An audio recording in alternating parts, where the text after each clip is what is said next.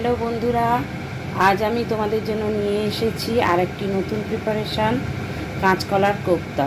এটা হয়তো অনেকেই জানো, কিন্তু আমি একটু অন্যভাবে করছি। তোমরা দেখো, আশা করি ভালো লাগবে।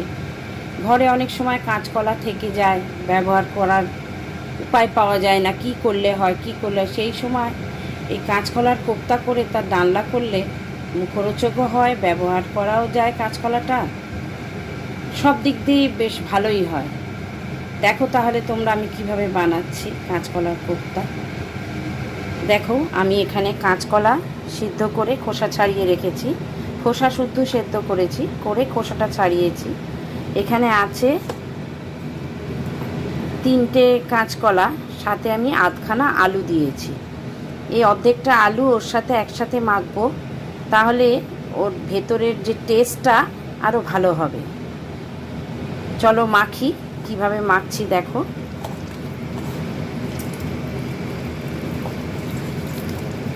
কাঁচকলাগুলোকে আগে খুব সুন্দর করে ম্যাশ করে নেবো, যাতে ভেতরে মানে গিট মতন না থাকে, পরিষ্কারভাবে নরমভাবে মাখা হয়।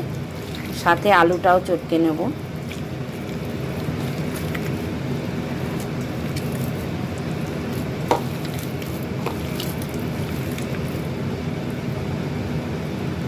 আমি এটা মেখে নিয়ে চটকে নিয়ে আসছি আবার। কাঁচকলা আর আলু একসাথে চটকে নিয়ে আবার ফিরে এলাম। এবার মশলাগুলো একে একে দেব। এবার এর মধ্যে সবার আগে দেব নুন,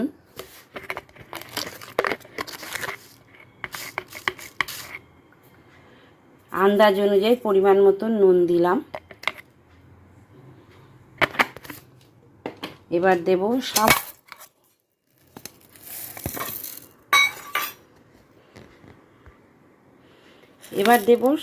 সামান্য অল্প একটু চিনি, টেস্টের জন্যে খুবই সামান্য একটু। এরপর দেব অল্প একটু হলুদ, হাফ চামচ মতন লঙ্কার গুঁড়ো, একটু হালকা ঝাল ঝাল হবে, ভালো লাগবে খেতে। হাফ চামচের কাছাকাছি একটু দিলাম। আচ্ছা, এবার দেব বেসন, যেটা না হলে এই কোপ্তাটা আঁট বাঁধবে না। আমি দিলাম 1 চামচ, 2 চামচ,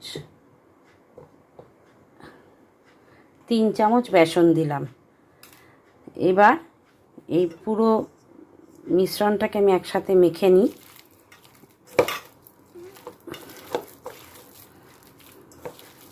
আবার ফিরে আসছি।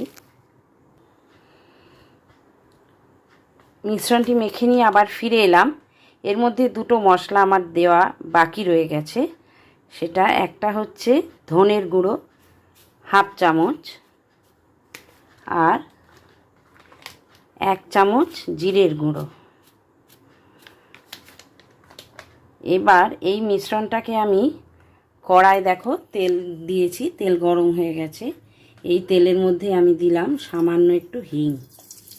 হিংটা দিলে খুব ভালো গন্ধটা আসে।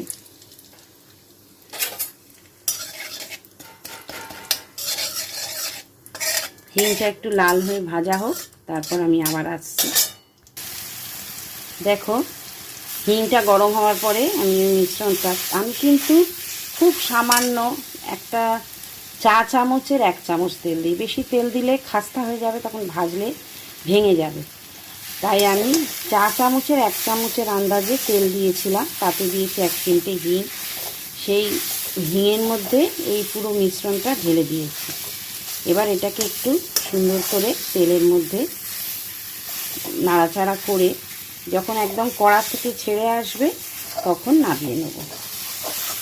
খুব বেশিক্ষণ লাগে না, সামান্য একটু নেড়ে ছেড়ে নিলেই হয়। তোমরা হয়তো ভাবছো আমি বেসনটা দিয়ে কেন এটা নাড়াচাড়া করছি। তোমরা এটাকে কাঁচা বেসন দিয়ে মেখে কোপ্তার বল বানাতে পারো, কিন্তু তাতে কাঁচা বেসনের একটা গন্ধ আসে। এই বেসনটাই যখন আমি এর সঙ্গে পাক করে নিচ্ছি, সেই কাঁচা বেসনের গন্ধটা কিন্তু আর আসে না, আর খুব সহজেই বলটা বানানোও যায়। দেখো, এই যে ছেড়ে এসে, এবার কড়ার মধ্যে থেকে এই যে ছেড়ে যাচ্ছে। এইবার আমি গ্যাসটা বন্ধ করে এটাকে থালায় ঢেলে নিয়ে আবার ফিরে আসব। দেখো বন্ধুরা, কড়া পরিষ্কার করে আমি তাতে সাদা তেল দিয়েছি। এইবার আমি কোপ্তাগুলো ভাজবো। যেহেতু কোপ্তার মিশ্রণটা গরম আছে, তাই আমি এখানে দেখো এই যে মিশ্রণটা একটা থালায় ঢেলে নিয়েছি, আর এইখানে বাটিতে রেখেছি জল। জলে হাত ডুবিয়ে নিয়ে কোপ্তাটা গোল করে চ্যাপটা করে দেবো, দিয়ে ওটা তেলে ছাড়বো। তাতে কী হবে, হাতেও যেমন গরম লাগবে না, কোপ্তাটা হাতে আটকেও যাবে না, সুন্দর ছেড়ে যাবে। তোমরা দেখো আমি কিভাবে করছি। এই আমি জলে হাত ডুবিয়ে নিলাম। এবারে আমি এই দেখো কোপ্তাটা তুলছি, আমার কিন্তু হাতে লাগবে না। দেখো হাতে কিন্তু একটুও লাগলো না। এবার এটাকে এরকম করে গোল করে, তেলটা এখন গরম হয়ে গেছে, এরকমভাবে চ্যাপটা চ্যাপটা করে তেলের মধ্যে ছেড়ে দেবো। ছেড়ে দিচ্ছি।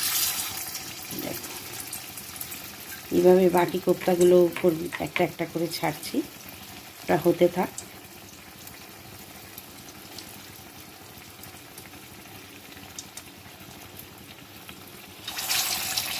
দেখো আমার হাতে কিন্তু লাগছে না। একবার করে হালকা করে হাতে একটু জল লাগিয়ে হাতটা ঝেড়ে ওই গরম কোপ্তার যে মাখাটা সেটা তুলে তুলে দিচ্ছি তেলের মধ্যে। এই যে দেখো এই 3 নম্বর, দেখো আমার এখন হাতে লাগেনি।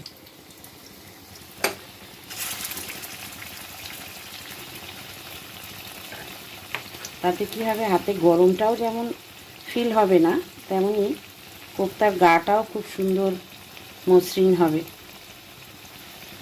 এই আমি চ্যাপটা চ্যাপটা করে ছেড়ে দিলাম।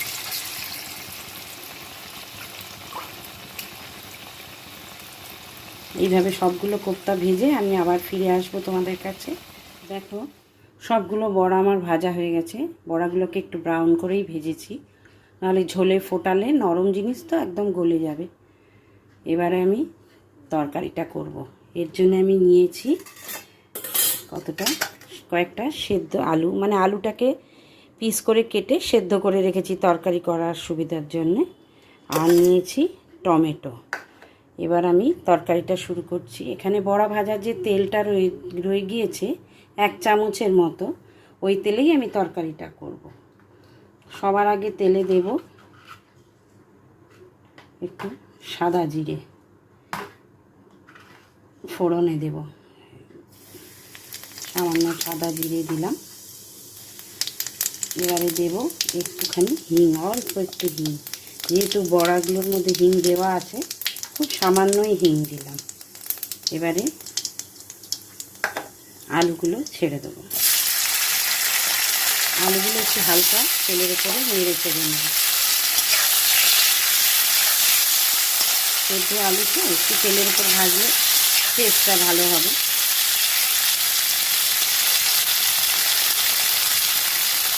আলুর মধ্যে দিয়ে দেবো হলুদের গুঁড়ো,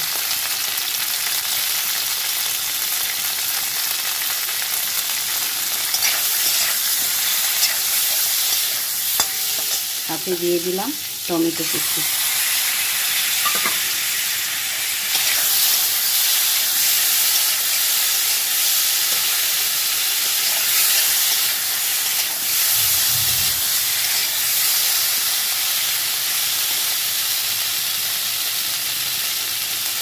আলু আর টমেটোটা একটু ভাজা হলে এরপরে এর মধ্যে দেব সামান্য একটু জল।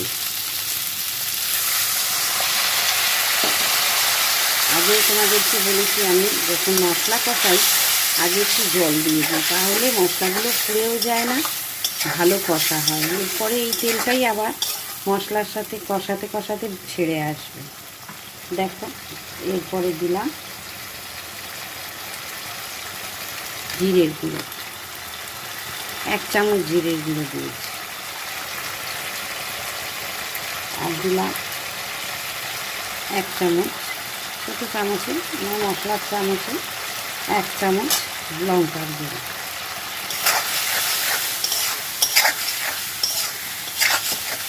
একটু কষানোটা খুব ভালো হয়, যেহেতু জলটা দিয়েছি, একটু আস্তে আস্তে তেল ছেড়ে আসবে। জলটা শুকিয়ে এলে সামান্য একটু জল দিয়ে দিলেই হবে। এর মধ্যে দেব পরিমাণ মতন তরকারির আন্দাজে নুন, হাফ চামচের একটু বেশি দিয়েছি নুন। এবার দেব ছোট চামচে 1 চামচ চিনি। নিরামিষ তরকারি একটু মিষ্টি না দিলে ভালো লাগে না।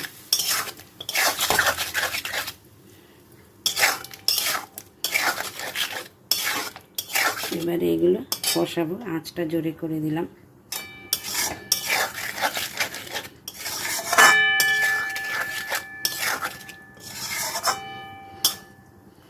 দেখো মশলাটা ভাজা ভাজা হয়ে এবারে তেলটা ছাড়বে আস্তে আস্তে, পাশ থেকে তেল ছেড়ে আসছে।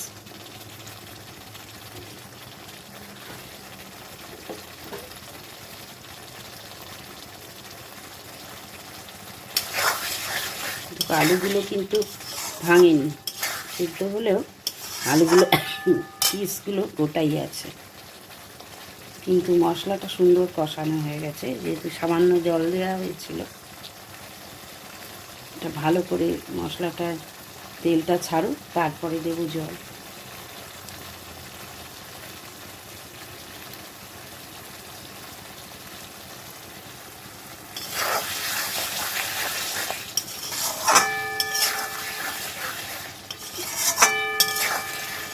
দেখো কষানো হয়ে গেছে, কাঁচা মশলার গন্ধ চলে গেছে।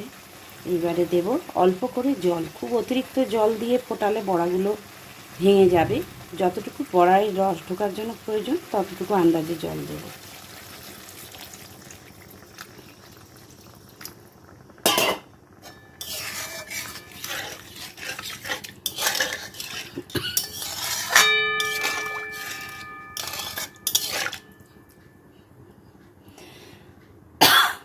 ঝোলটা ফুটুক, আবার ফিরে আসছি আমি। আবার ফিরে এলাম, দেখো ঝোলটা ফুটছে।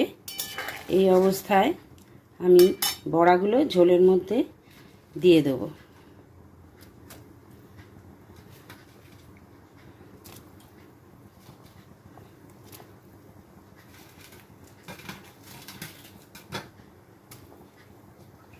বড়াগুলো সুন্দর করে সাজিয়ে দিলাম যাতে সবগুলোর মধ্যেই সমান পরিমাণ ঝোলটা ঢুকে যায়, সবগুলোই ভালো মতো ফুটতে পারে।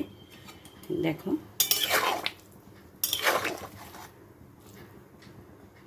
এবারে দেব কয়েকটা কাঁচা লঙ্কা। কাঁচা লঙ্কাগুলো আমি জাস্ট ভেঙে ভেঙে দিয়ে রেখেছি। আর দেব ঘি,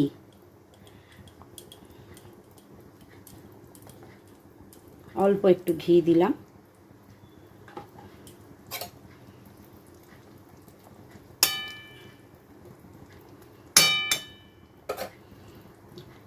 দু মিনিটের জন্য এটা আমি চাপা দিয়ে দিচ্ছি, আবার আসছি ফিরে। 2 মিনিট পর ফিরে এলাম। দেখো ঝোলটা বড়াগুলোর মধ্যে সুন্দর ঢুকে গেছে। এই অবস্থায় আমাকে গ্যাসটা অফ করে দিতে হবে, কারণ আর ফোটালে বড়াগুলো ভেঙে গুলে যাওয়ার সম্ভাবনা থাকবে। তবে কিছুক্ষণ রাখলে আস্তে আস্তে এই ঝোলটা বড়ার মধ্যে টেনে নেবে। এই অবস্থায় গ্যাস আমি বন্ধ করে দিলাম। এবারে ওপর থেকে দেব একটা ভাজা মশলা। এই যে আমি একটা ভাজা মশলা বানিয়েছি বাড়িতে। এর মধ্যে আছে সাদা জিরে, তেজপাতা, ছোট এলাচ আর দারচিনি। 4টেকে শুকনো খোলায় ভেজে ঠান্ডা করে মিক্সিতে গুঁড়ো করে রেখেছি। এই ভাজা মশলাটা আমি ওপর থেকে 1 চামচ ছড়িয়ে দেবো। দেখো এর গন্ধটাও খুব সুন্দর। এই মশলার মধ্যে তেজপাতা দেওয়া আছে বলে আমি আর আলাদা করে ফোড়নে তেজপাতা দিইনি। এবার এই অবস্থায় এটাকে আমি চাপা দিয়ে রেখে দেব। দেখো আমার তরকারিটা দেখো কেমন লাগছে দেখতে। এরমভাবে বানিয়ে তোমরা খাও, খেয়ে আমাকে জানাও যে আমার রান্নায় কোথাও কিছু ভুল ত্রুটি পাচ্ছ কি না। যদি পাও অবশ্যই কমেন্টসে জানাও, আমিও তোমাদের কাছ থেকে কিছু শিখব। আমরা পরস্পর নিজেদের শেখাটাকে ভাগ করে নিলে একটা ভালো কিছু নিশ্চয়ই তৈরি হবে। তোমাদের কমেন্টসের আশায় রইলাম। যারা সাবস্ক্রাইব করোনি প্লিজ সাবস্ক্রাইব করে আমাকে সাপোর্ট করো। আজ আসি, আবার আসবো। ধন্যবাদ।